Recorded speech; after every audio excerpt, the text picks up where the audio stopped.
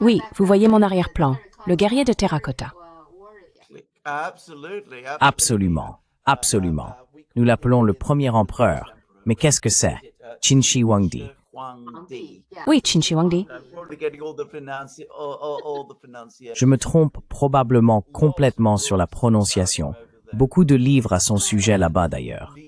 Et Li Su, son ministre en chef et tout ça. Comme je l'ai dit, homme très intéressant. Endroit des plus extraordinaires. Un jour, j'aimerais beaucoup y aller, pour être honnête. J'aimerais aller à Xi'an, dans cette région de l'ouest de la Chine, car c'est tellement important dans l'histoire chinoise que j'aimerais y aller.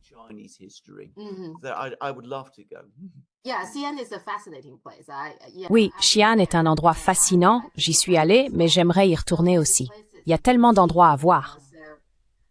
Et connaissez-vous les guerriers en terre cuite? À un moment donné, il y avait, je crois, un touriste allemand qui s'est déguisé, s'est peint le visage et a prétendu être l'un des soldats qui se tenaient là. Il leur a fallu un certain temps avant que quelqu'un ne le découvre.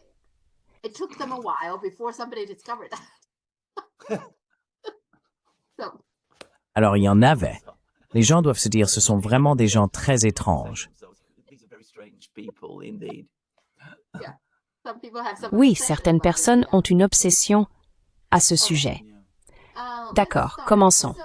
Donc, le dossier JFK a été publié hier. Et je veux dire, il y a beaucoup de choses à examiner. Nous ne savons rien de définitif, mais jusqu'à présent, il n'y a pas de preuves irréfutables, n'est-ce pas? C'est à peu près ce à quoi on peut s'attendre, n'est-ce pas?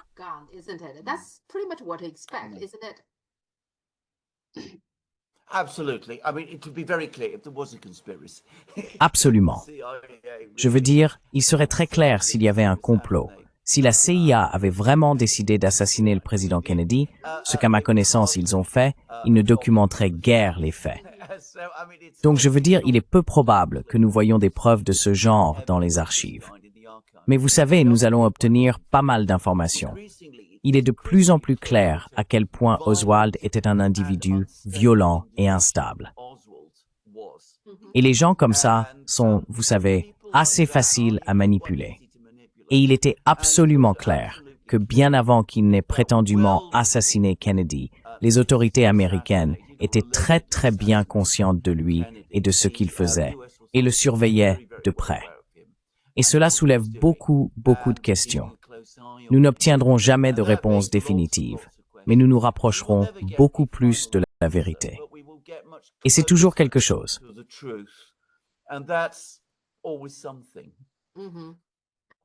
Madame, oui, par exemple, comme Jack Ruby, apparemment il a été révélé qu'ils se connaissaient, n'est-ce pas, quelques semaines avant l'assassinat. Oui, ils se sont rencontrés dans le bar de Jack Ruby, vous savez, donc. Mais de toute façon, je suis sûre qu'il y a beaucoup de choses que si les gens creusent... Non, je veux dire exactement.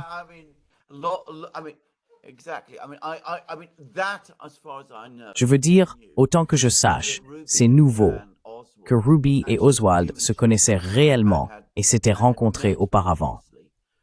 Autant que je sache, je veux dire, je n'ai pas regardé les histoires de Kennedy depuis quelques années maintenant. Mais certainement, cela n'était pas connu jusqu'à il y a quelques années.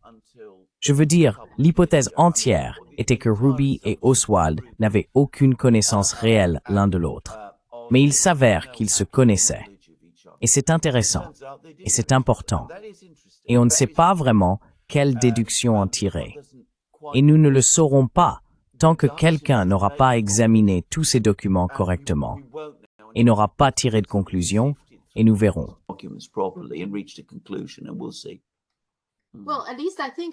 Eh bien, je pense qu'au moins ce que nous pouvons dire maintenant, c'est que le récit officiel ne tient pas. Vous savez, il ne tient pas, l'histoire officielle. Oui, donc je pense que les gens peuvent à peu près s'accorder là-dessus. Ce n'est tout simplement pas toute la vérité.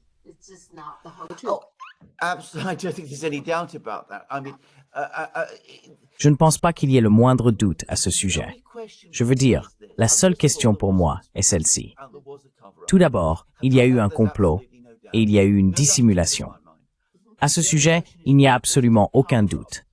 Aucun doute dans mon esprit. La seule question est celle-ci. Était-ce une dissimulation d'une incompétence totale des agences de sécurité américaines qui ne protégeaient pas correctement Kennedy, qui n'ont pas pris de mesures suffisantes pour contrôler Oswald, qui ne protégeaient pas le cortège de Kennedy, tout ce genre de choses? Ou cachaient-ils leur incompétence ou leur complicité dans son assassinat?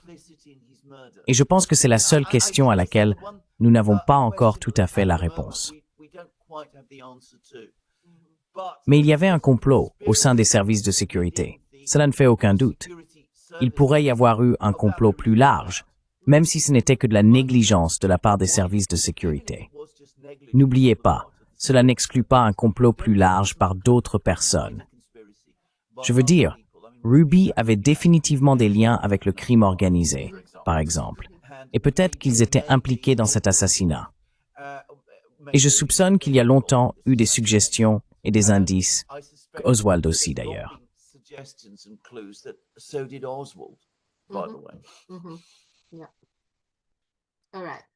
D'accord. Trump et Poutine ont eu un appel téléphonique, un long appel, d'environ 3 heures. Je pense qu'ils ont convenu de ce qu'ils appellent un cessez-le-feu partiel, qui est un cessez-le-feu énergétique et infrastructurel, et honnêtement, je ne pense pas que Trump ait obtenu grand-chose. Suite à cela, Zelensky a déclaré que l'infrastructure civile avait encore été touchée après l'appel téléphonique, et il a dit qu'il allait parler à Trump de la prochaine étape. Quelle est votre opinion sur tout cela?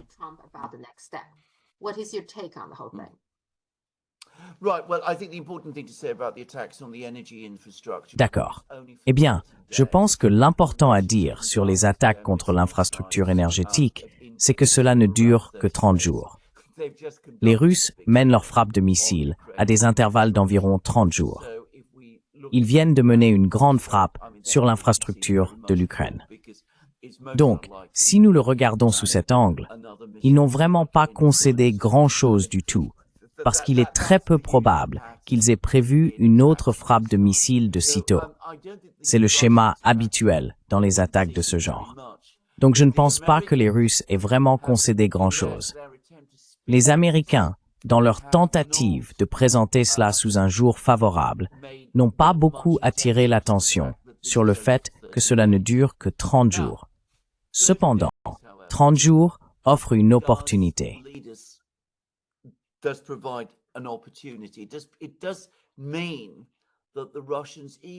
Cela signifie que les Russes, même si ce n'est qu'une concession symbolique, ont donné à Trump quelque chose avec quoi repartir. Et la chose principale qui est ressortie de cette réunion, la chose qui inquiète Zelensky, et je soupçonne qu'une fois qu'ils l'auront pleinement comprise, la chose qui va vraiment contrarier les Européens, c'est que la discussion, l'accord entre Poutine et Trump, celui qui compte vraiment est qu'ils vont mettre en place des groupes d'experts pour étudier comment résoudre ce problème et qu'ils vont discuter de la résolution de ce problème de manière bilatérale. En fait, j'ai le compte-rendu russe devant moi. Je vais juste lire le paragraphe pertinent. Les dirigeants ont confirmé leur intention de poursuivre les efforts visant à parvenir à un règlement en Ukraine de manière bilatérale.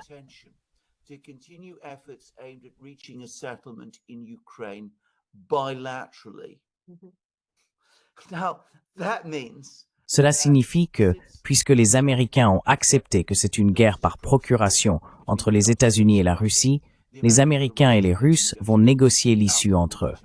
Ainsi, les Européens ont été écartés.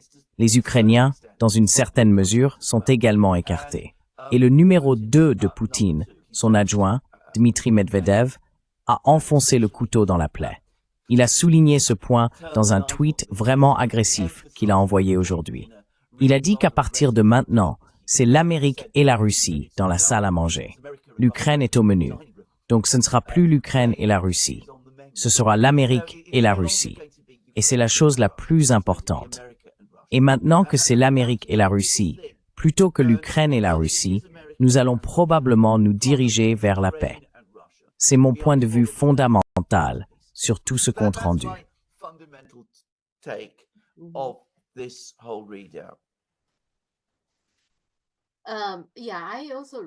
Oui, j'ai aussi lu ce compte-rendu. Ce qui me frappe, c'est que tout d'abord, celui des Russes contient beaucoup plus d'informations que celui des Américains, je pense. Et puis dans celui des Russes, c'est presque vrai. Puis-je juste, avant que vous continuiez, c'est toujours le cas. Les Américains fournissent des comptes rendus qui ne vous disent presque rien si les Américains interagissent avec l'une des deux autres grandes puissances, la Chine ou la Russie.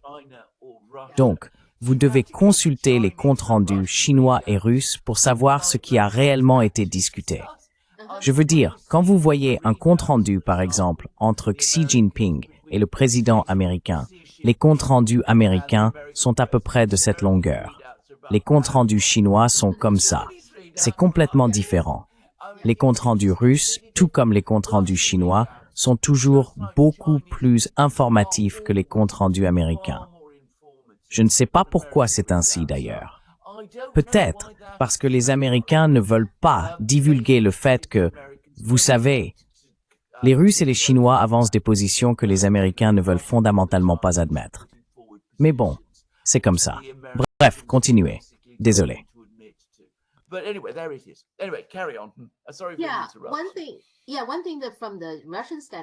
Oui.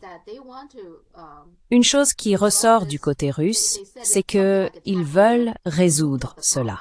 Ils ont dit quelque chose comme s'attaquer à la racine des problèmes, ce qui me semble faire référence aux 3 exigences sur lesquelles la Russie a insisté. D'accord. L'une est l'absence d'adhésion à l'OTAN, le mauvais traitement des personnes russophones en Ukraine et aussi la dénazification qui, à ma connaissance, ils veulent voir incluse dans la constitution ukrainienne. Cela me semble les 3 choses sur lesquelles les Russes ont insisté.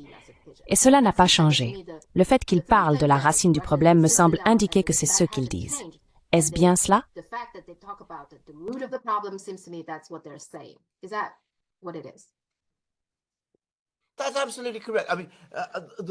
C'est absolument correct.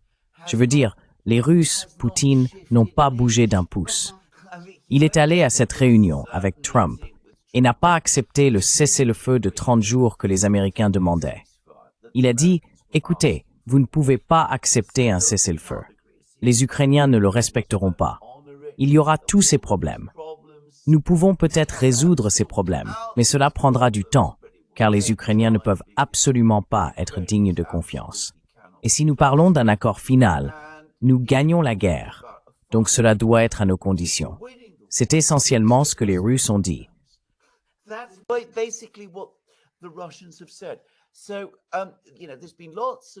Alors, vous savez, il y a eu beaucoup de discussions sur le fait que les Russes feraient des concessions, qu'ils seraient prêts à faire de grands mouvements pour rencontrer les Américains à mi-chemin. Lavrov, le ministre russe des Affaires étrangères, a déclaré il y a quelques jours que les Russes ne sont pas du tout disposés à faire des concessions. Cela a été une crise de longue date pour eux. Ils ont déjà subi une énorme quantité de dommages politiques en Occident. Ils n'apprécient pas du tout ce que l'Occident dit à leur sujet. Ils ne font pas du tout confiance à l'Occident.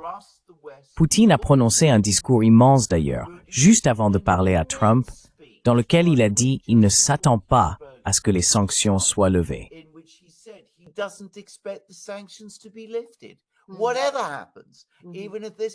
Quoi qu'il arrive, même à ce rythme, il ne s'attend pas à ce que les Américains ou l'Occident lèvent leurs sanctions. Donc les Russes disent, regardez, absolument, nous voulons la paix, mais elle doit être à nos conditions. Et je vous dis, quelle est ma prédiction? Les Américains finiront par céder. Ils ne veulent pas d'une défaite nette en Ukraine. Ils feront ce qu'ils ont fait avec les pourparlers de Paris dans les années 1970 qui ont mis fin à l'implication américaine dans la guerre du Vietnam. Ils feront ce qu'ils ont fait lors des pourparlers de Doha qui ont mis fin à l'implication américaine en Afghanistan. Les Américains finiront par céder. Ils finiront par concéder tous les points principaux sur lesquels les Russes insistent. Parce que quel choix ont-ils?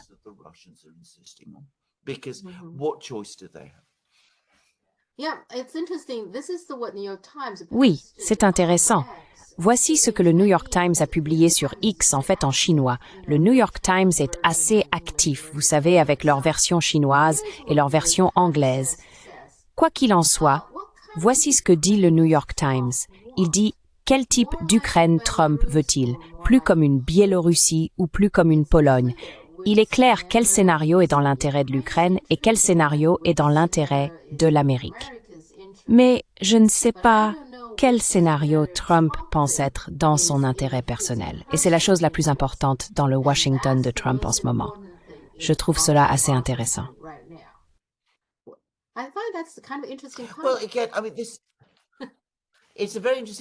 Eh bien, encore une fois, je veux dire, c'est une conversation très intéressante. C'est aussi une conversation fantastique. Je veux dire, ce qu'ils veulent essentiellement, c'est une Ukraine qui soit un allié américain comme l'est la Pologne.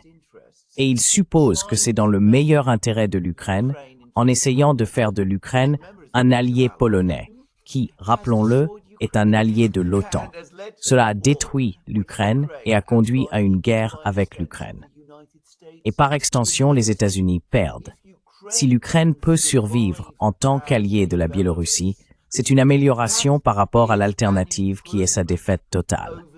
Donc je veux dire, cela montre encore une fois le niveau d'irréalité qu'il y a. Oui, oui.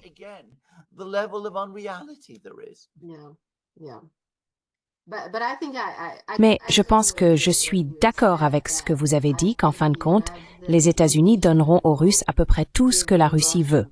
Je veux dire, comme vous l'avez dit, quelles alternatives ont-ils, n'est-ce pas?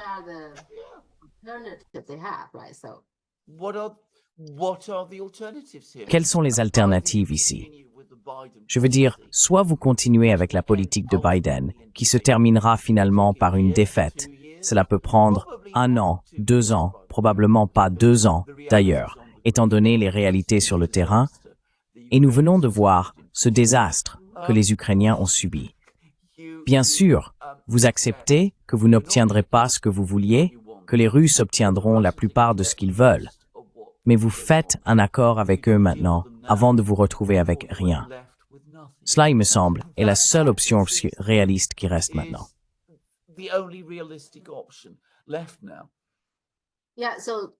Oui, donc je suppose que la réponse à la question du New York Times est que c'est même pas une question d'intérêt personnel de Trump. C'est juste une question de ce qui est faisable, de ce qui est réaliste.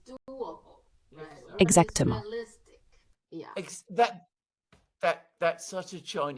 C'est une façon très chinoise de le dire, si je puis me permettre. Mais vous avez tout à fait raison. C'est absolument le cas. Je veux dire encore une fois, c'est le pragmatisme que l'on trouve en Chine, que nous avons perdu en Occident. Le réalisme. Oui, si les gens peuvent être plus réalistes, je pense que nous gagnons beaucoup de temps.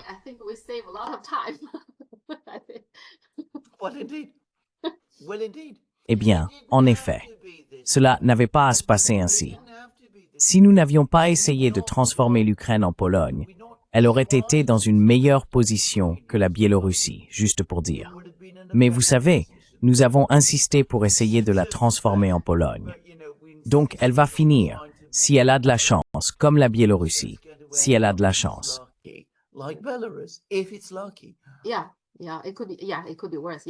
Oui, oui, ça pourrait être pire, oui, je suis d'accord. D'accord. Le Moyen-Orient semble être en crise. Donc, Israël a repris ses attaques contre Gaza et c'est une violation claire de l'accord de cessez-le-feu. Selon Caroline Libet, la porte-parole de la Maison-Blanche, elle a en fait dit que la Maison-Blanche avait été consultée avant l'attaque, ce qui signifie que Trump a donné le feu vert à Israël pour le faire. Qu'en pensez-vous?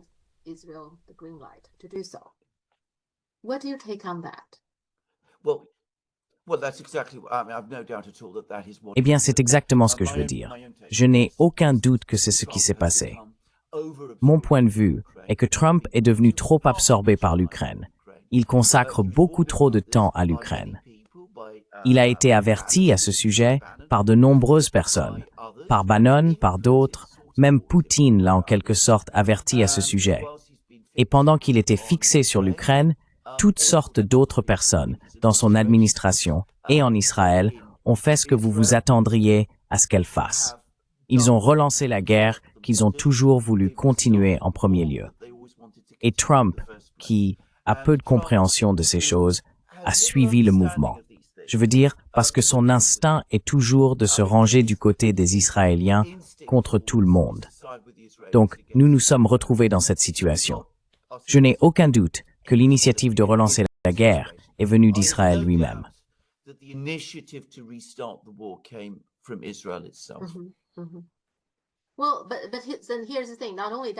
Eh bien, mais voici le problème. Non seulement cela, Israël coupe également l'électricité et l'aide à Gaza, ce qui bien sûr constitue une violation du cessez-le-feu. En conséquence, les Houthis ont repris les attaques contre les navires se rendant en Israël. Par conséquent, les États-Unis bombardent maintenant le Yémen et le Yémen a riposté en attaquant l'USS Truman. Il semble donc que la situation s'aggrave, n'est-ce pas?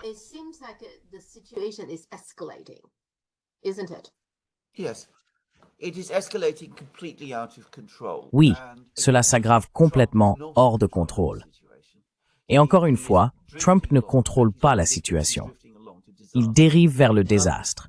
Ce qu'il devait faire après être devenu président, c'était de maintenir le cessez-le-feu à Gaza. Il avait stabilisé la situation dans une certaine mesure avec l'Iran. Il a dit qu'il voulait négocier avec l'Iran. Il devait garder Wikoff, qui est son envoyé plutôt compétent, pleinement actif et engagé au Moyen-Orient. Il devait faire comprendre très clairement aux Israéliens que s'il rompait le cessez-le-feu, cela serait complètement inacceptable et qu'il ferait face à sa colère.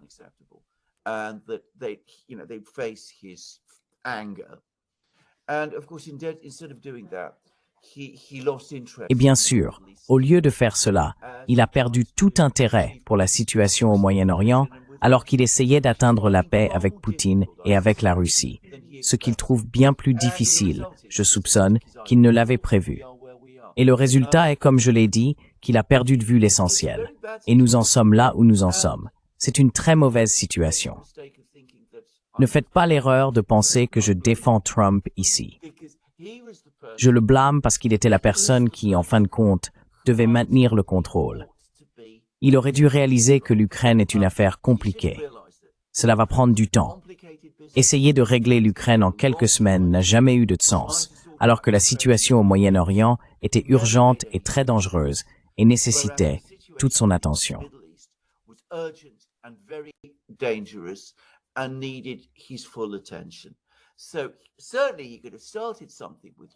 Il aurait certainement pu commencer quelque chose avec l'Ukraine, et finalement, cela aurait mené à quelque chose. Mais il aurait dû se donner au moins 1 an, et aurait dû se concentrer sur le maintien du contrôle au Moyen-Orient. Parce que vous avez tout à fait raison de définir la chronologie. Ce sont les Israéliens qui ont coupé l'approvisionnement en électricité de Gaza et ont commencé à interférer avec les approvisionnements alimentaires là-bas, rompant ainsi le cessez-le-feu. Cela a poussé les Houthis à réagir.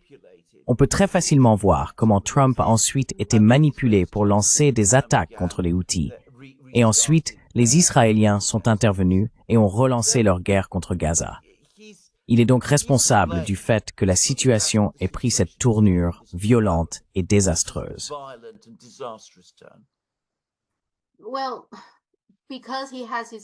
Parce qu'il a perdu de vue l'essentiel, il me semble qu'en ce moment, 3 porte-avions se dirigent vers le Moyen-Orient.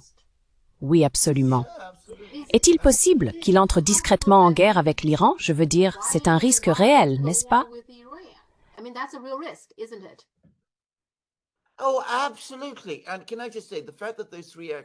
Oh, absolument. Et puis juste dire que le fait que ces 3 porte-avions se dirigent vers le Moyen-Orient. Revenons à Trump. Quelqu'un à Washington a pris cette décision il y a quelque temps. Peut-être que c'était Trump. Mais tout cela me semble avoir été préparé à l'avance. Encore une fois, je ne peux m'empêcher de penser que l'attention de Trump sur des personnes comme Mike Walsh et Hegseth, des sionistes fanatiques, des partisans fervents d'Israël, des gens qui détestent l'Iran. Et pendant que Trump était distrait par l'Ukraine, ils ont pris cette décision et nous voyons toute la manière dont les choses se sont déroulées. Je ne veux pas dire d'ailleurs qu'ils sont déloyaux envers Trump.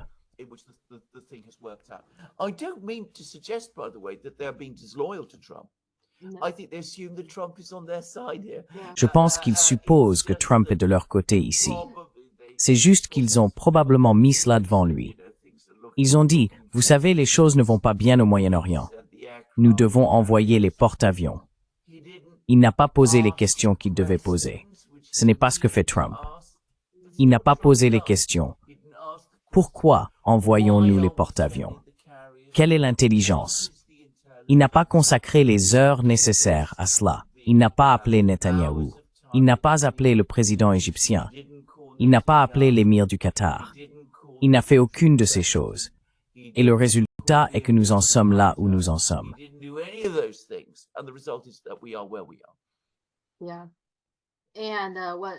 Oui.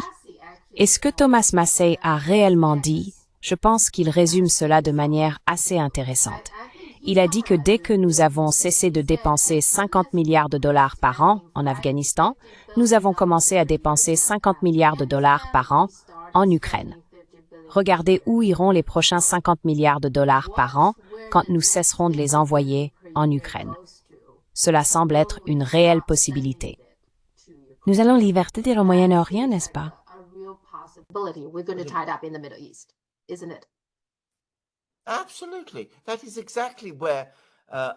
Absolument. C'est exactement la direction que prennent les États-Unis. L'un des problèmes avec l'équipe de Trump, et je l'ai dit de nombreuses fois, c'est qu'il l'a rempli d'anciens officiers de l'armée de rang intermédiaire qui ont combattu au Moyen-Orient, en Irak, en Libye, dans tous ces endroits. Maintenant, ces personnes se sentent très en colère et trahies par les guerres sans fin, mais elles sont viscéralement anti-Iran. Cela inclut Tulsi Gabbard d'ailleurs, juste pour dire qu'elles sont viscéralement pro-Israël. Et ce sont des personnes dangereuses à laisser seules dans une crise au Moyen-Orient. Soit vous les contrôlez, soit ils vous contrôlent. Car lorsque les gens ont des sentiments très forts, ils suivront ces sentiments. Ils le font toujours.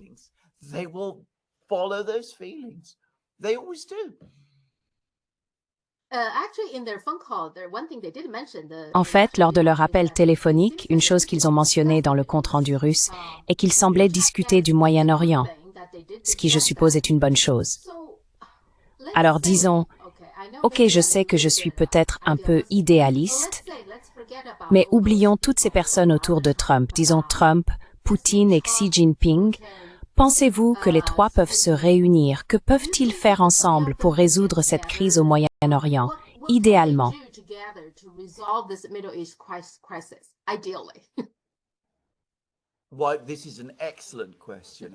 Pourquoi? C'est en fait une excellente question.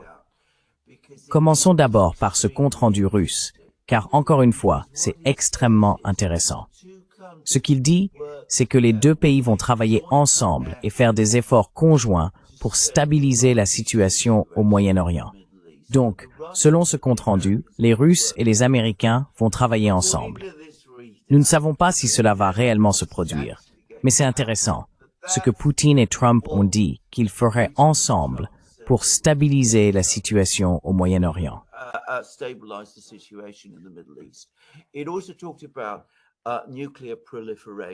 Il a également été question de la prolifération nucléaire et de la nécessité de, vous savez, prévenir cela, ce qui suggère à nouveau que Poutine répète ce qui est apparemment une offre russe déjà existante pour servir de médiateur entre les États-Unis et l'Iran.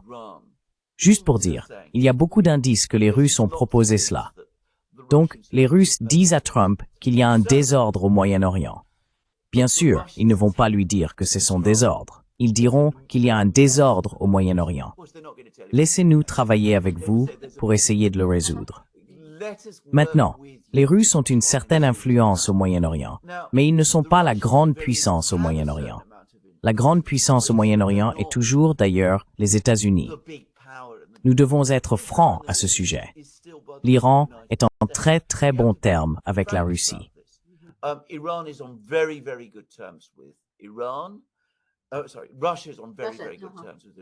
Désolé, la Russie entretient des relations très très bonnes avec l'Iran. La Russie a de très bonnes relations avec l'Iran. La Russie a de bonnes relations avec l'Arabie Saoudite et elle a aussi de bonnes relations avec l'Égypte, un autre acteur important. L'Iran et l'Égypte sont tous deux membres des BRICS. Quel est le plus grand et le plus puissant pays des BRICS? C'est la Chine. Rassemblez-les tous. et peut-être que vous pouvez commencer à faire avancer les choses. Comment stabiliser la situation? C'est très, très difficile à faire, étant donné le genre de personnes qui sont actuellement responsables de la politique en Israël. Mais pourquoi ne pas suivre la proposition de Wang Yi pour une conférence internationale afin d'essayer de trouver une résolution au conflit au Moyen-Orient? Je veux dire, c'est probablement la meilleure voie à suivre, mais elle ne sera pas bien accueillie en Israël. Et il y aura des gens aux États-Unis qui s'y opposeront.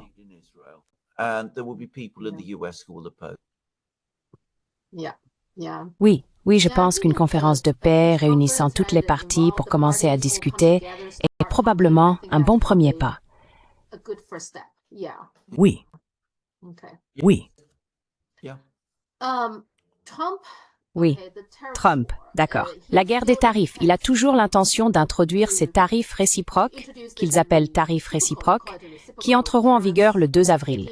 Entre autres choses, il a dit qu'il voulait imposer un tarif de 200% sur l'alcool européen. D'accord. Et bien sûr, toute l'Europe maintenant.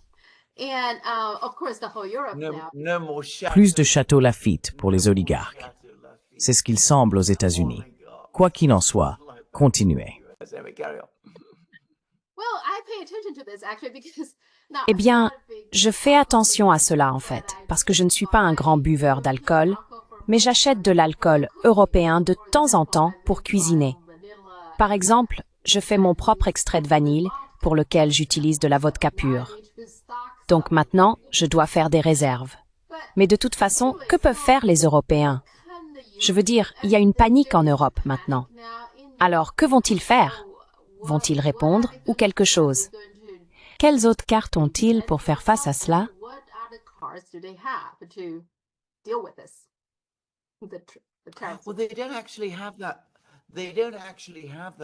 Eh bien, ils n'ont pas vraiment beaucoup de cartes en main, parce que, même si les Européens aiment le dire, en réalité, il n'y a pas de grand déséquilibre commercial entre les États-Unis et l'Europe, car l'Europe importe des services américains des États-Unis. La réalité est que l'Europe a un excédent significatif avec les États-Unis dans le commerce de biens. Et les tarifs douaniers concernent vraiment les biens. Donc, si les États-Unis commencent à imposer des tarifs sur les biens européens exportés vers les États-Unis, cela affectera les producteurs européens. Mais, comme l'Europe importe beaucoup moins de biens manufacturés des États-Unis, imposer des tarifs de rétorsion ne va probablement pas avoir beaucoup d'impact sur les États-Unis. Ils pourraient faire d'autres choses.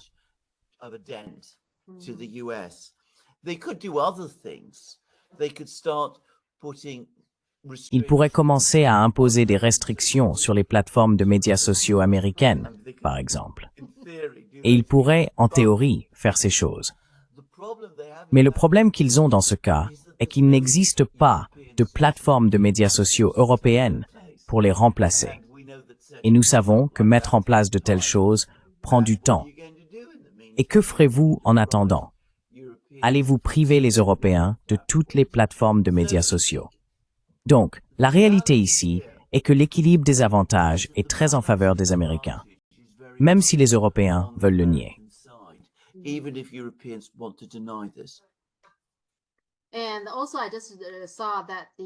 Et aussi, je viens de voir que les Français, souvenez-vous, il n'y a pas si longtemps, la Chine a effectivement imposé des tarifs de 100% sur le cognac français, n'est-ce pas? Nous en avons parlé. Et donc, pour une raison quelconque, les Français ont maintenant décidé, je suppose à la demande du lobby du cognac, que le ministre des Affaires étrangères français se rendra en Chine pour parler de cela. Il semble donc que, par exemple, l'industrie du cognac français soit maintenant pressée d'un côté par la Chine et maintenant à venir par les États-Unis. J'ai l'impression, je sens que Parftom aime travailler avec la Russie, avec la Chine, pour faire pression sur les Européens. Pensez-vous que c'est quelque chose?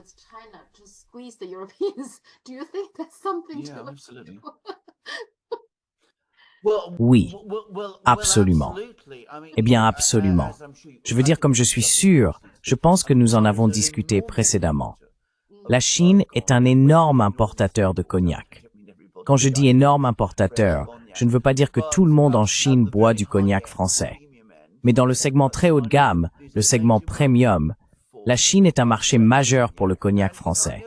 Et vous savez, je connais un peu les producteurs de cognac français. Il y a quelques grandes entreprises, mais nous parlons principalement de producteurs. S'il y a une réduction, ils seront très très sévèrement touchés.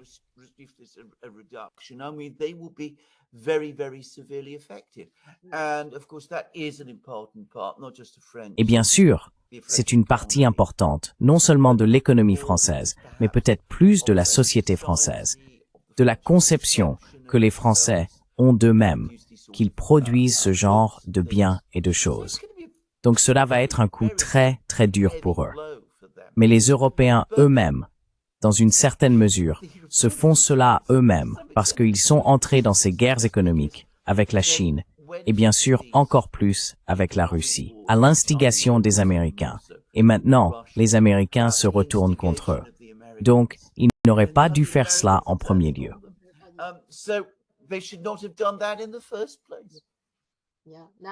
Oui, maintenant ils sont dans une situation difficile. Nous verrons comment ils s'en sortent.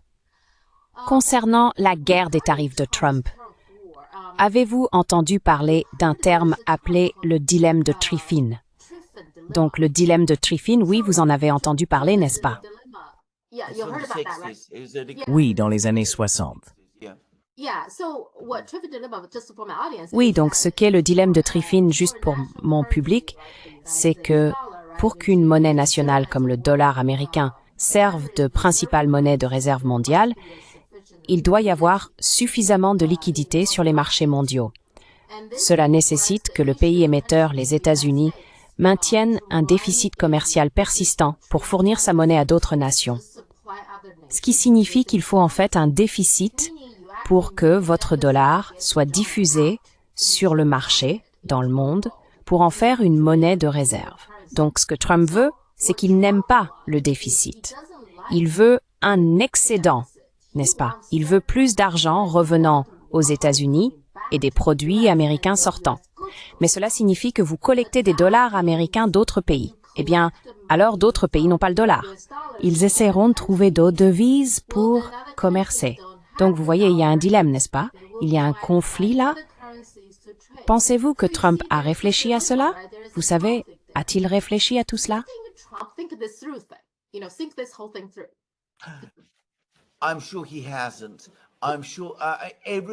Je suis sûr qu'il ne l'a pas fait. Je suis sûr que tout dans la façon dont Trump travaille me suggère que cette administration improvise. D'une part, ils veulent que le dollar reste la monnaie de réserve mondiale et ils veulent que les États-Unis réalisent des excédents. Ils veulent des choses contradictoires. Ils veulent réindustrialiser les États-Unis. Je comprends très bien ce que cela implique. Mais ils veulent des politiques qui sont hostiles à la réindustrialisation, car l'un des effets des tarifs, par exemple, sera de renforcer le dollar. C'est à court terme, ce qui rendra plus difficile pour les États-Unis d'exporter. Donc, ils veulent toutes ces choses contradictoires.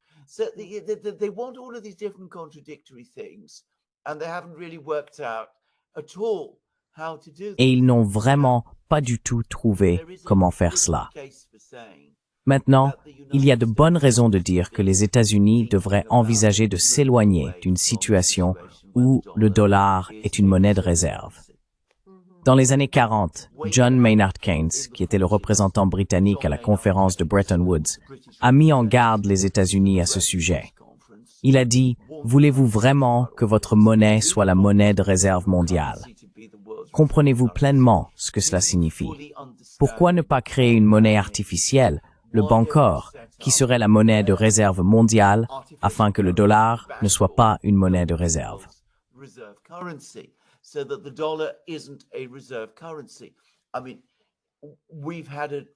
Je veux dire, nous avons déjà eu une monnaie de réserve en Grande-Bretagne, qui est la livre sterling, et cela n'a pas très bien fonctionné pour nous.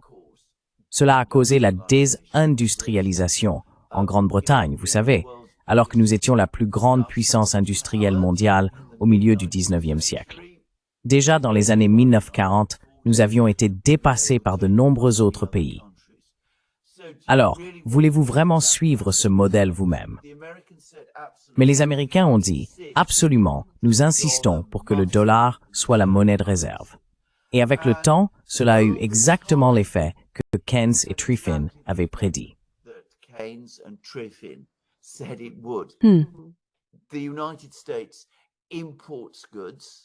Les États-Unis importent des biens et exportent des dollars.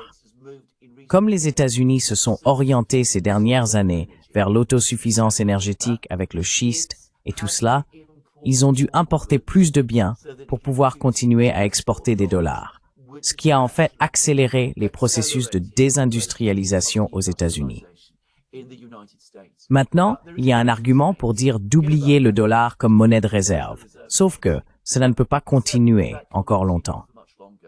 Il faut penser au-delà du dollar, et il faut peut-être commencer à travailler avec d'autres pays, principalement la Chine, pour voir si nous pouvons trouver une sorte de solution à long terme qui remplacera le dollar comme monnaie de réserve mondiale.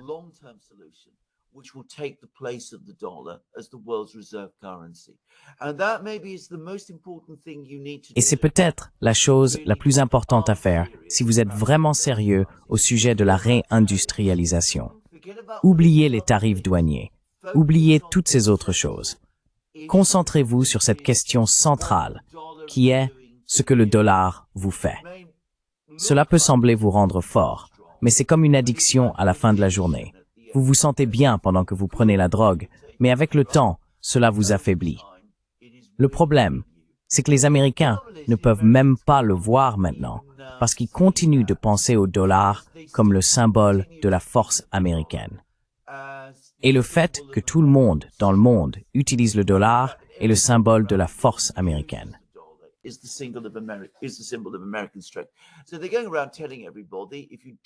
Alors, ils vont dire à tout le monde que si vous osez arrêter d'utiliser le dollar, si vous pensez même à mettre en place une monnaie de réserve alternative, ce que, soit dit en passant, personne ne prévoit de faire. Juste pour dire, je veux dire, la Chine ne prévoit pas demain de créer une monnaie de réserve. La Chine comprend très bien le dilemme de Triffin. D'ailleurs, je devrais le dire. Je veux dire, si vous suivez les écrits économiques chinois, ils ne parlent pas de Triffin, mais ils ont examiné cela et comprennent exactement quel est le problème d'avoir une monnaie de réserve. De toute façon, vous pourriez en parler avec les Chinois.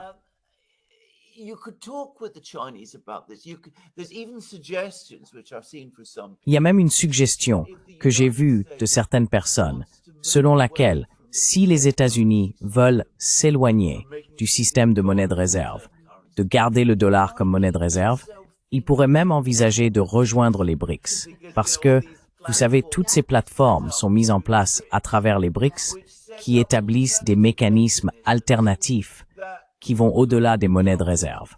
Mais bien sûr, les États-Unis, les grands, tout puissants États-Unis ne peuvent pas se résoudre à faire cela, parce que s'ils le faisaient, ce serait un autre pays travaillant dans le commerce mondial aux côtés d'autres pays. Il ne serait plus working in world trade alongside other countries. It would no longer be the exceptional country that sees further, knows better. Le pays exceptionnel qui voit plus loin, sait mieux, fait toutes ces choses. Et ils n'ont pas encore atteint ce point où ils sont prêts à l'accepter. Donc vous voyez toutes ces contradictions à la place, toutes ces politiques qui n'ont vraiment aucun sens. Ils ont un sentiment général que les choses aux États-Unis vont très mal, mais ils ne rassemblent pas vraiment tout cela pour proposer un programme cohérent sur la façon de le corriger. Comme l'a fait la Chine à la fin des années 1970 et au début des années 1980, en avançant avec ses propres programmes de réforme.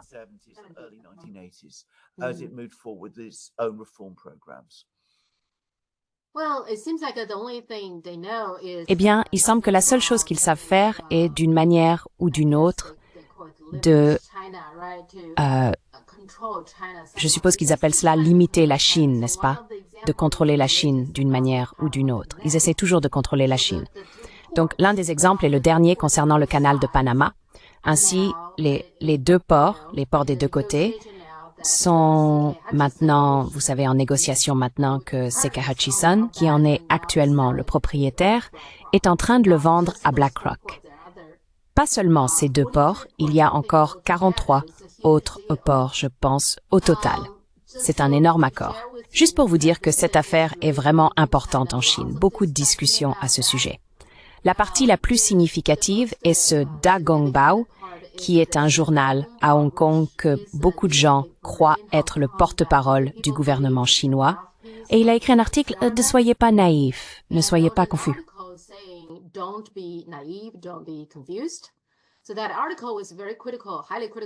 Cet article est donc très critique, extrêmement critique envers Li Ka-shing, vous savez, le propriétaire de CK Hutchison, et le Bureau des affaires de Hong Kong et de Macao du gouvernement chinois a republié cet article entier sur son site web, ce qui est très inhabituel, disant en gros « lisez-le, vous savez, c'est ce que vous devez savoir ». Donc maintenant, l'accord n'est pas finalisé car il est sous enquête et examen par le gouvernement de Hong Kong. Le gouvernement de Hong Kong vient de dire qu'ils examinent la situation. Néanmoins, il y a beaucoup de gens très en colère contre Li Ka-shing et donc l'ensemble de l'accord est maintenant perçu comme une intimidation américaine de la Chine. Quelle est votre opinion sur toute cette affaire?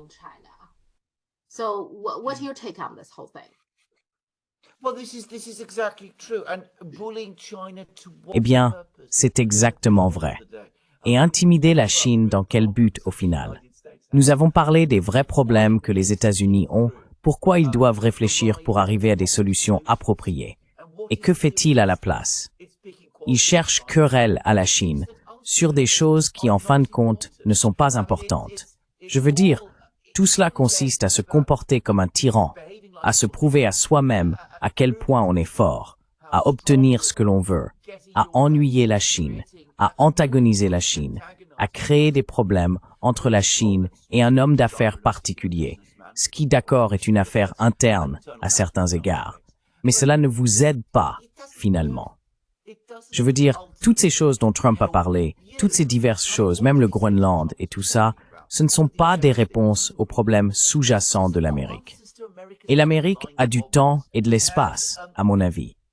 America does have time and space, in my opinion. It's a very rich country. It has the protection of the 2 oceans. C'est un pays très riche. Il bénéficie de la protection des 2 océans.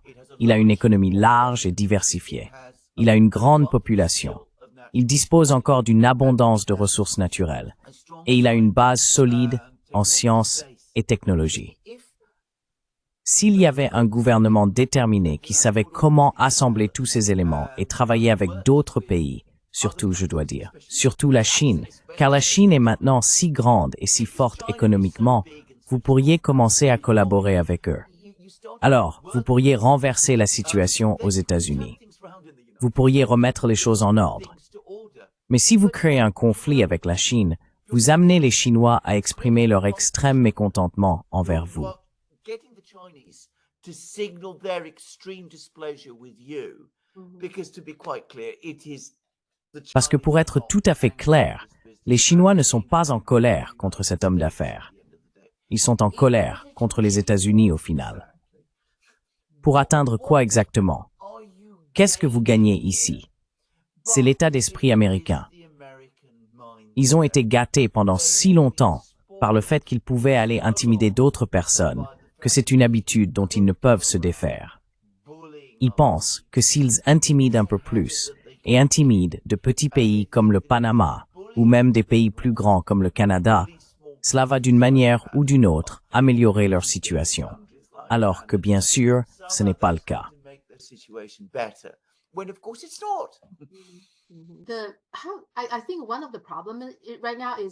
Je pense que un des problèmes actuellement est qu'il n'est pas clair pour moi quel type de relation les États-Unis et la Chine entretiennent.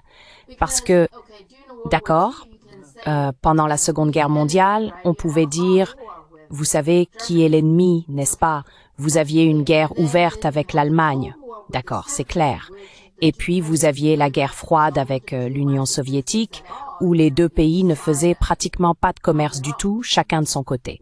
En ce moment, nous avons une situation où la Chine et les États-Unis font encore beaucoup de commerce ensemble. Mais clairement, les États-Unis sont très mal à l'aise avec tout ce qui concerne la Chine.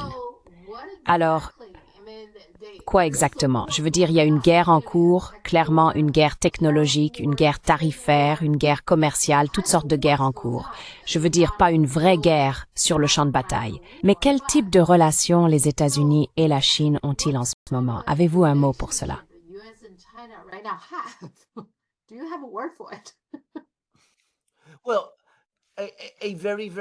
Eh bien, une situation très très compliquée.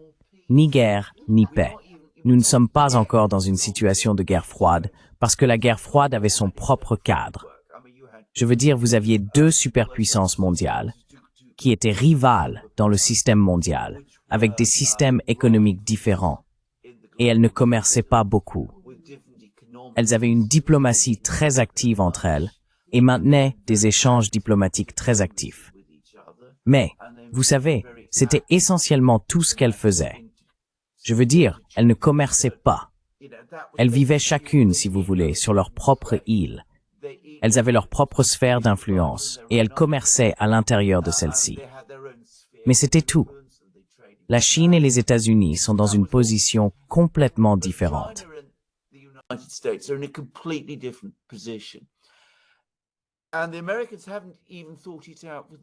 Et les Américains n'ont même pas réfléchi entre eux à ce qu'ils veulent exactement de la Chine. Je veux dire, ils ne l'ont pas fait. En fait, ils ont ce genre de sentiment viscéral que parce que la Chine est ce grand pays et qu'elle les a dépassés en tant que plus grande économie mondiale, ce qui est le cas, cela viole d'une certaine manière ce que les Américains croient être l'ordre naturel des choses. À savoir que l'Amérique est toujours au sommet et que tout le monde est en dessous d'eux. Et ils ont en quelque sorte ce sentiment qu'ils doivent s'opposer à cela. Cela rend leur politique envers la Chine de plus en plus bizarre et irrationnelle. Je veux dire, quand la Chine était pauvre, vous savez, il y a 50 ans, c'était beaucoup plus facile pour les États-Unis.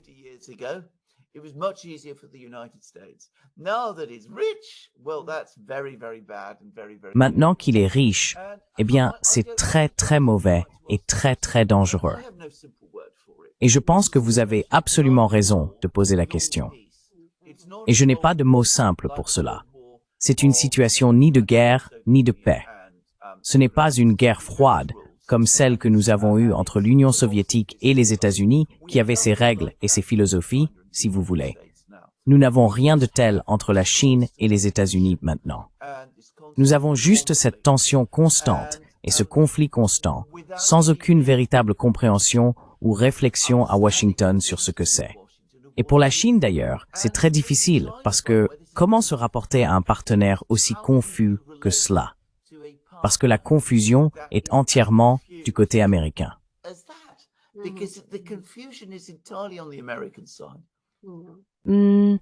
Maintenant, concernant Li Ka-shing, vous dire qu'il est en fait très détesté. Ce n'est en réalité pas... Oh, je sais. Il est également très impopulaire ici en Grande-Bretagne, soit dit en passant. Eh bien, il a beaucoup investi en Grande-Bretagne, n'est-ce pas? Et il n'a pas gagné d'argent avec l'investissement britannique. Quoi qu'il en soit, il a en fait eu un petit problème avec Xi Jinping il y a longtemps, ce que j'ai découvert récemment. Avant que Xi Jinping ne devienne président de la Chine, il était dans la province du Fujian. Il était, je ne sais pas si vous appelez ça le gouverneur, vous savez, le chef de la province du Fujian. Li Ka-shing est entré en Chine continentale lorsque la Chine s'est ouverte et il a gagné énormément d'argent en profitant du fait que la Chine continentale était en transition et qu'il n'y avait pas beaucoup de règles et de lois mises en place pour les promoteurs immobiliers. Il en a effectivement profité dans des endroits comme Pékin et toutes les grandes villes, et les responsables locaux lui ont toujours donné le feu vert.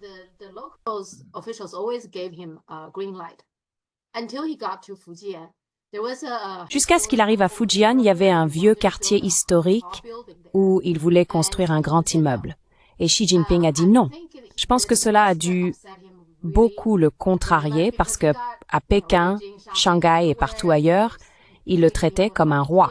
Et là, vous avez Xi Jinping qui dit « Non, vous ne pouvez pas le construire là. C'est un quartier historique. » Quand je l'ai découvert, j'ai en fait eu plus de respect pour Xi Jinping parce que une chose qu'il a faite à Pékin, que je déteste vraiment, c'est qu'il y avait un quartier historique dans le centre de Pékin. Il a développé tout le quartier et détruit beaucoup du caractère de l'ancien quartier, pour rien. Entre autres, il y avait un McDonald's au cœur de Pékin. À l'époque, c'était le plus grand McDonald's du monde et c'était comme un lieu touristique.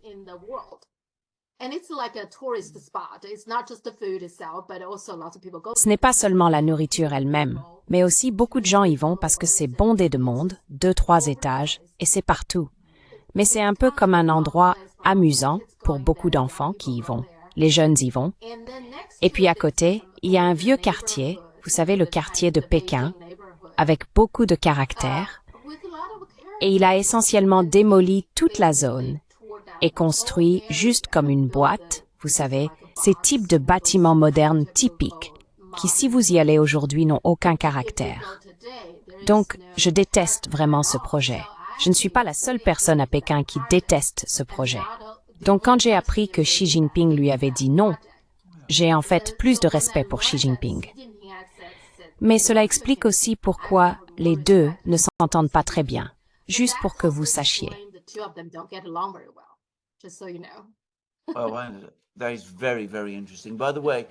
C'est très très intéressant. D'ailleurs, si vous allez à Moscou, vous voyez la même chose. Je veux dire, beaucoup de dégâts ont été causés par les oligarques dans les années 90. Il y a tout un secteur autour de la Place Rouge, très proche de la Place Rouge en fait, qui était un développement de loisirs qui a été créé là-bas, qui est hideux et n'a absolument aucun sens. Et cela a été créé de manière profondément corrompue, exactement de la manière que vous venez de décrire. Donc, il est aussi, d'ailleurs, puisque vous avez parlé de lui, très impopulaire en Grande-Bretagne. Il finançait le Parti conservateur ici, d'ailleurs, juste pour dire ce que peut-être les gens en Chine ne savent pas. Non, absolument, oui. Donc il a obtenu beaucoup de choses en Grande-Bretagne aussi. Mais voilà, je ne suis pas surpris qu'il soit impopulaire maintenant.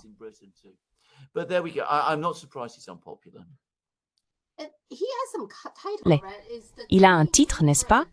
La reine lui a-t-elle donné un titre pour qu'il soit appelé sire ou quelque chose comme ça? Comment ça fonctionne-t-il? Que signifie sire? Qui le reçoit?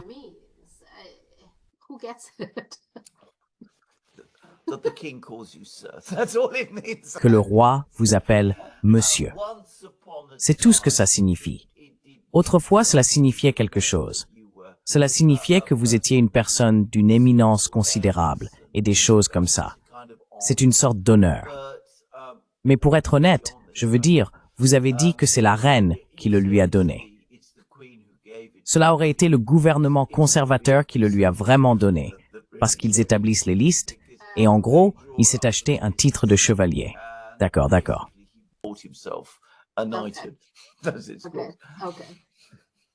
D'accord, oui, je savais pas ça, je savais pas qu'il était proche du Parti des conservateurs.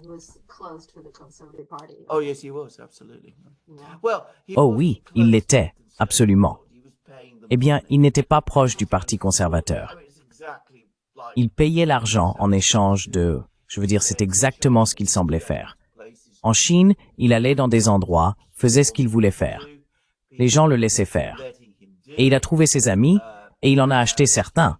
Du moins en Grande-Bretagne, il l'a fait. Oui. Je ne suis pas surpris par Xi Jinping d'ailleurs. Tout ce que j'ai entendu sur Xi Jinping est complètement cohérent avec ce que je sais de lui. C'est un homme très très dur. Je veux dire, ce n'est pas quelque chose dont on parle beaucoup en Occident, mais il l'est absolument. Il n'aime pas la corruption. Il n'aime pas ce genre de choses. Et je peux absolument voir comment il aurait pu montrer la porte à, comment l'appelons-nous, Li Ka-shing. Oui, voilà. Mais de toute façon, nous y sommes. Un autre oligarque en Grande-Bretagne qui nous a piétinés et a fait toutes sortes de choses. Et ça a été exactement la même chose.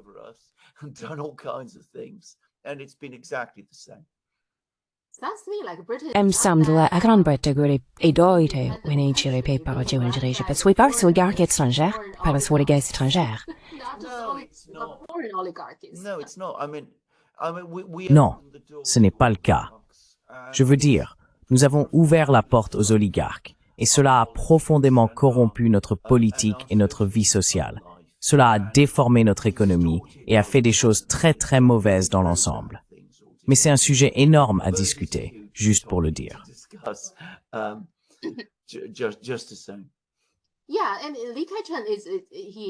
Oui, et Li Ka-shing, il est absolument terrible. Vous savez, il fait monter les prix de l'immobilier à Hong Kong et est très manipulateur, comme par exemple avec les écologistes et les amoureux des animaux. Il les utiliserait pour arrêter des projets de construction en disant « Oh, vous savez, vous nuisez à l'écosystème de ceci et cela ». Mais en réalité, cela n'a rien à voir avec l'environnement. C'est juste qu'il veut contrôler le nombre d'appartements construits. C'est ce qu'il veut. Donc juste un gars très manipulateur. Oui. Quoi qu'il en soit, Sam Altman, je veux dire en parlant de la guerre, n'est-ce pas, la guerre technologique ici. Donc Sam Altman veut maintenant que le gouvernement américain interdise toutes les IA de Chine. Et bien sûr, il n'y a pas si longtemps, Meta faisait pression pour interdire TikTok, n'est-ce pas? Et donc, peut-on dire que les entreprises américaines ne croient pas vraiment à la concurrence loyale? Donc, nous ne sommes pas vraiment dans un pays capitaliste.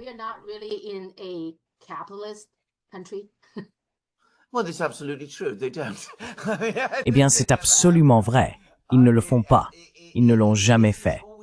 Je veux dire, ça a toujours été une fiction, à mon avis.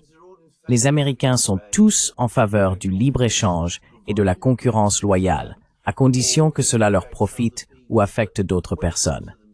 Mais quand il s'agit d'eux-mêmes, ce dont il s'agit d'ailleurs, je pense que ce que le capitalisme est finalement, c'est de gagner de l'argent. Je veux dire, les gens veulent gagner de l'argent. Les entreprises veulent gagner de l'argent. Quand je dis entreprise, je veux dire, nous ne parlons pas de petites entreprises. Nous parlons de léviathans corporatifs massifs. Ils veulent gagner de l'argent et ils vont manipuler le marché pour leur convenir.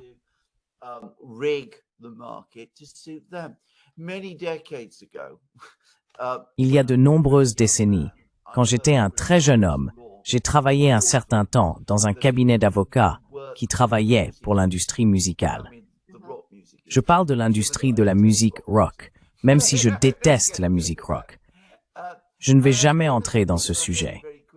Une des choses que j'ai découvertes très très rapidement, c'est à quel point les publics de la musique étaient complètement manipulés. Les maisons de disques prenaient des décisions pour rendre certains groupes de rock particulièrement populaires. On m'a parlé, et je ne vais pas le nommer car il existe encore, d'un groupe de rock en particulier qui était complètement inconnu à l'époque.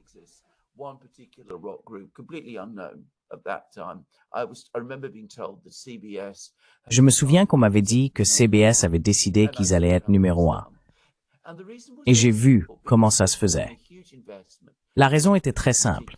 Ils investissaient massivement dans ce groupe de rock particulier et ils voulaient en voir un retour.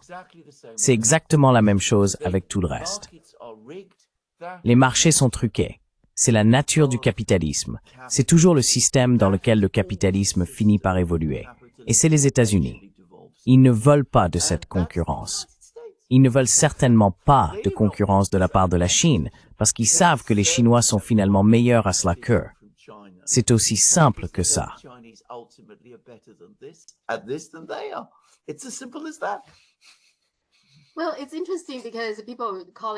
Eh bien, c'est intéressant parce que les gens qualifient la Chine de pays communiste, mais en réalité, le gouvernement chinois encourage la concurrence. Si vous regardez n'importe quelle industrie en Chine, comme Internet, vous savez, différentes plateformes, il y a au moins 7 ou 8 plateformes qui se font concurrence. Vous regardez l'industrie des véhicules électriques, il y a de nombreuses voitures électriques qui se livrent une concurrence féroce. Les téléphones, c'en est un autre. Il y a toujours beaucoup de concurrence, ce qui, je pense, explique pourquoi ils sortent avec l'IA. Il y a aussi beaucoup d'entreprises qui font de l'IA avec différents modèles d'IA.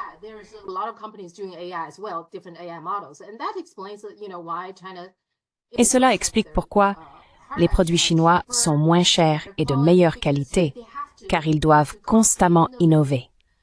Je pensais que les États-Unis comprenaient cela. Si vous voulez des États-Unis forts, vous devez avoir de la concurrence pour avoir le meilleur produit, le meilleur service et les meilleures innovations.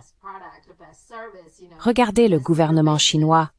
Même au milieu de toute cette guerre technologique et commerciale, la Chine n'a pas puni Tesla ou Apple parce que la Chine sait qu'il est important d'avoir Tesla et Apple en Chine pour concurrencer les entreprises chinoises. C'est bon pour la Chine. Comment se fait-il que les États-Unis ne comprennent pas cela?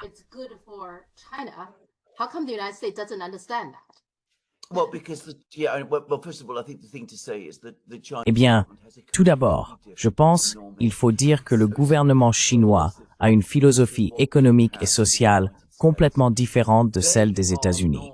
Ils ne sont pas motivés par le profit de la même manière. Ils sont motivés par le produit, par, si vous voulez, le système de bien-être, le bien-être plus large de la société chinoise. Ce n'est pas vrai dans la même mesure aux États-Unis. Vous avez donc une perspective complètement différente. Aux États-Unis, comme je l'ai dit, c'est un système qui a évolué de plus en plus vers un groupe de personnes de plus en plus petit et étroit, en particulier dans la technologie. Un groupe très restreint de personnes qui veulent essentiellement gagner autant d'argent qu'elles le peuvent et manipuleront le marché en leur faveur.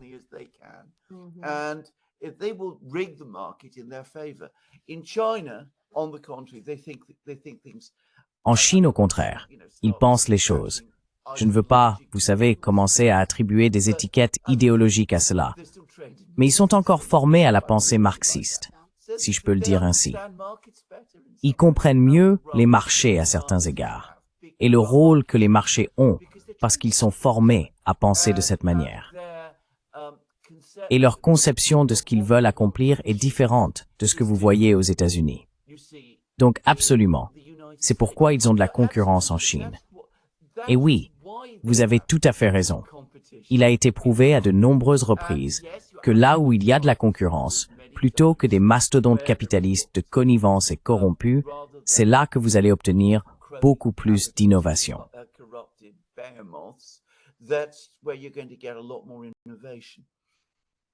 La Chine le fait. La Chine le fait. Les États-Unis ne le font pas. Les États-Unis pensent différemment.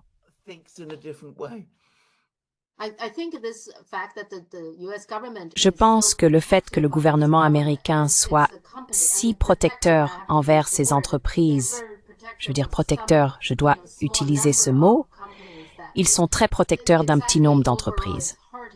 Et cela nuit globalement aux États-Unis parce que vous étouffez la concurrence. Je veux dire, regardez Boeing par exemple, n'est-ce pas? Ils sont tellement à l'aise. Ils ne ressentent pas le besoin d'innover, n'est-ce pas? Exactement, ils font pas de progrès, donc oui.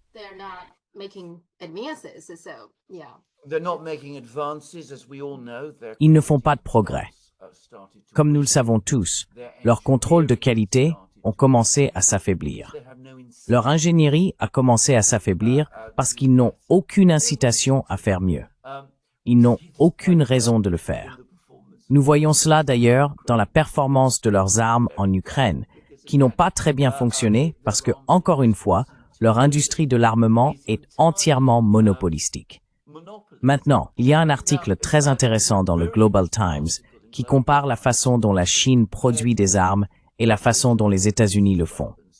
Il dit que l'industrie de l'armement en Chine est un sous-produit de l'économie manufacturière civile beaucoup plus grande, alors que ce n'est pas le cas aux États-Unis de la même manière. Donc encore une fois, vous voyez que les Chinois ont pu mettre en place un avion de chasse de 6e génération. Si. Et les Américains, comme vous l'avez souligné, font semblant qu'il n'existe même pas. Je veux dire, des choses de ce genre. Donc c'est la différence. C'est la différence fondamentale dans les philosophies économiques.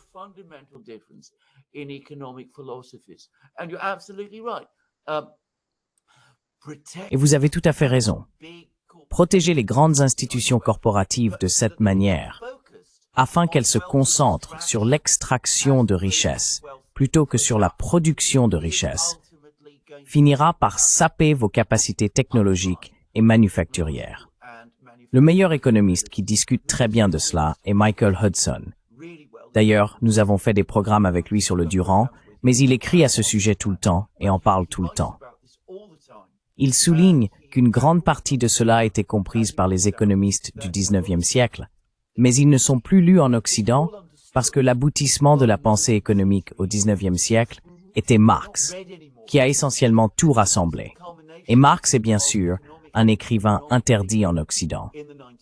Il n'est plus enseigné dans les départements d'économie en Occident. Ce qui, soit dit en passant, était encore le cas aussi récemment que dans les années 1960.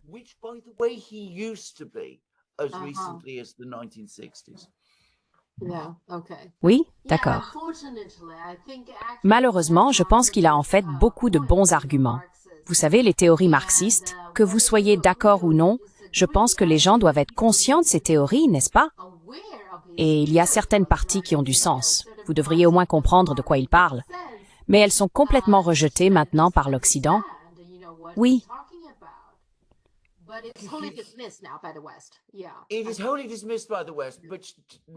Il est complètement rejeté par l'Occident, ce qui ne signifie pas seulement que Marx n'est pas lu, mais que tous les autres économistes de cette époque, comme Friedrich List par exemple, ne sont pas non plus lus. Parce que tout ce corpus de pensée économique en Occident, qui expliquait ces choses mêmes, que vous avez besoin de concurrence, que sauf si la société ou le gouvernement ou ce que vous voulez joue un rôle dans le maintien de cette concurrence, vous évoluerez vers le monopole. Le monopole mène à l'oligarchie. Tout cela a été discuté, recherché et réfléchi.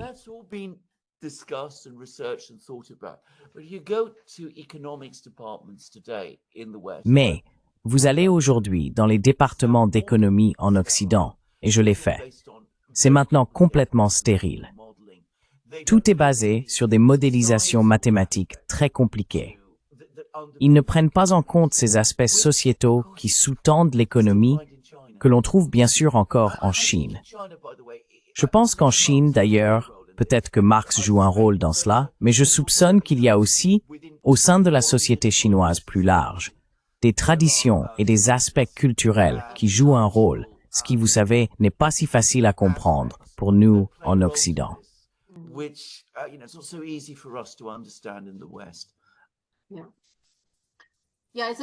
Oui, c'est une combinaison de choses, oui. Et c'est intéressant que les idées marxistes correspondent souvent bien à certaines parties de la société chinoise. C'est assez intéressant. Une autre chose, Radio Free Asia et Voice of America sont maintenant fermés. Et c'est un autre sujet dont beaucoup de gens parlent en Chine. Donc c'est bien accueilli par les gens en Chine, et je pense probablement dans le monde entier. Ce que je ressens, c'est que Donald Trump lui-même et Elon Musk ne croient pas en ce genre d'approche idéologique essayant d'influencer les gens de cette manière, ce genre de propagande. Mais aussi, je pense qu'ils ont probablement raison de réaliser que ce genre de médias traditionnels n'est plus aussi efficace, n'est-ce pas? Correct.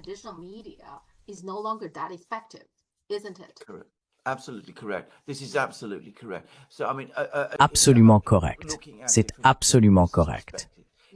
Donc, je veux dire, d'un point de vue purement commercial, c'est un gaspillage d'argent complet.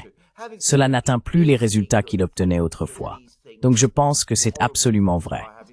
Cela dit, c'est une bonne chose que ces choses horribles, soient arrêtées. C'était en fait en retard. Et la chose à toujours se rappeler à propos de toutes ces entités médiatiques horribles, qui ne sont pas vraiment des entités médiatiques, c'est qu'elles façonnent aussi l'opinion aux États-Unis et en Occident, dans le sens où les personnes qui les dirigent sont politiquement et idéologiquement engagées dans une certaine cause, et elles ont de l'influence aux États-Unis même. Donc les fermer retire le tapis sous les pieds de ces personnes.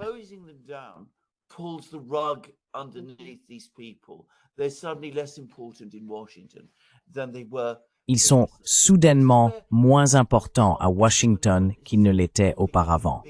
Vous voyez, c'est là que tout le phénomène Trump est si compliqué, parce qu'ils sont confus sur tant de choses, mais ils ont encore des moments de perspicacité que vous n'auriez pas trouvées, par exemple, chez les gens de Biden.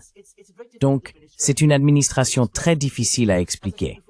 Comme je l'ai dit auparavant, il y a ce sentiment qu'il y a énormément de choses qui vont mal, et parfois, leurs instincts les mènent aux bons endroits, comme fermer ces entités horribles. Mais en même temps, ils n'ont pas de conception globale claire de ce qu'ils doivent faire, parce que faire cela est un défi d'imagination trop grand. Cela signifie reconnaître qu'il y a plus de problèmes aux États-Unis qu'ils ne peuvent même admettre. Oui.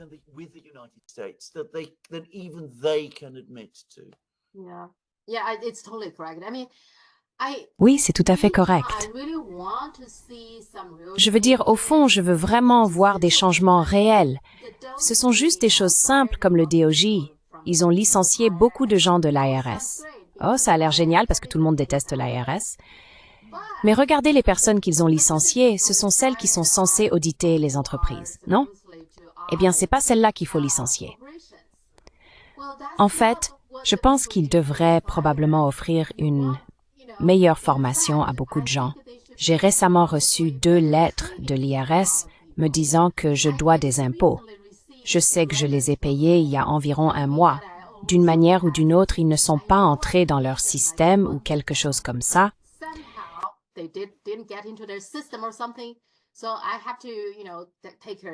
Donc, je dois, vous savez, prendre des captures d'écran des paiements que j'ai effectués et ensuite travailler avec mon comptable.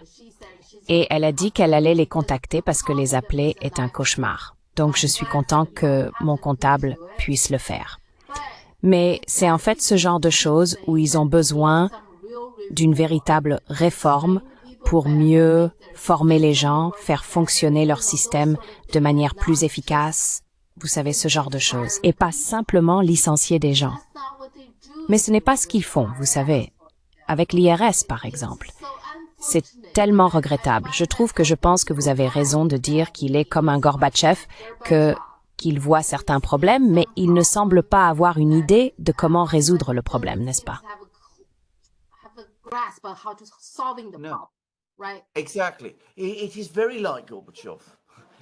Exactement.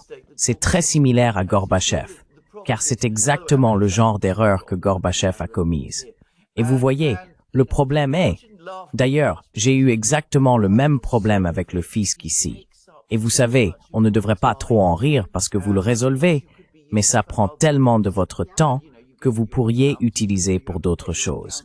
Et vous savez, vous allez chez votre comptable et ensuite vous devez payer votre comptable pour un problème de leur côté, pour lequel vous ne serez jamais indemnisé.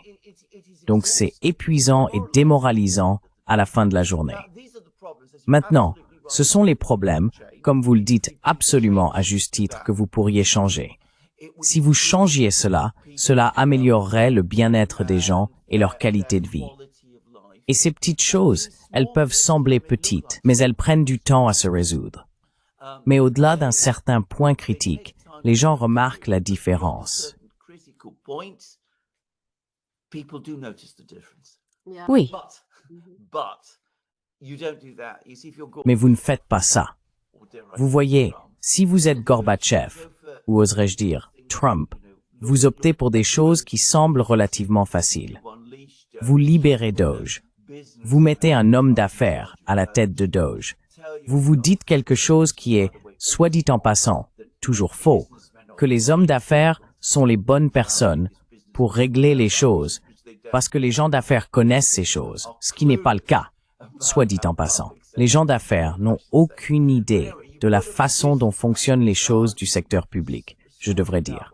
Mais de toute façon, vous mettez un homme d'affaires à la tête, vous le réglez comme une entreprise. Alors, que fait l'homme d'affaires? Il part et il change cette partie de l'IRS qui concerne les hommes d'affaires comme lui. Je veux dire, c'est finalement ce à quoi cela va aboutir. Et tout le monde se retrouve exactement dans la même position qu'avant. D'accord, parlons mercredi prochain. Merci. Au revoir. Bye.